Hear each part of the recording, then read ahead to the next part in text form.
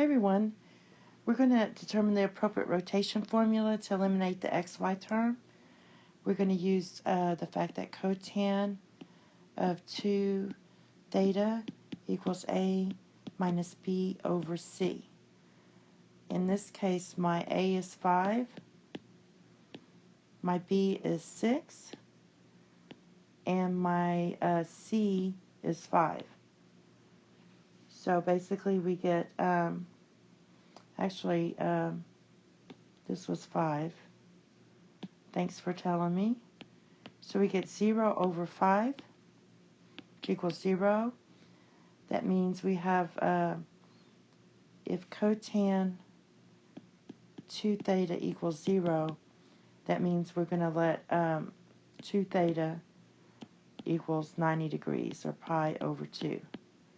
That means theta, if you divide both sides by 2, theta is going to be pi over 4.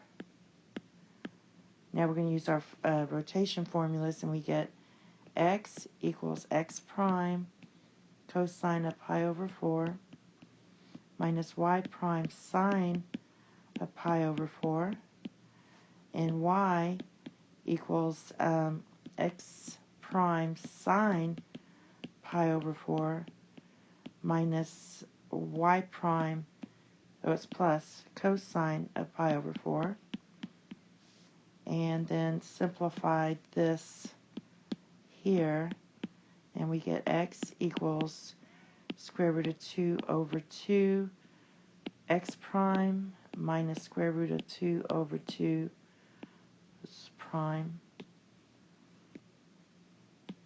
y prime. And y is the same thing, but with a plus.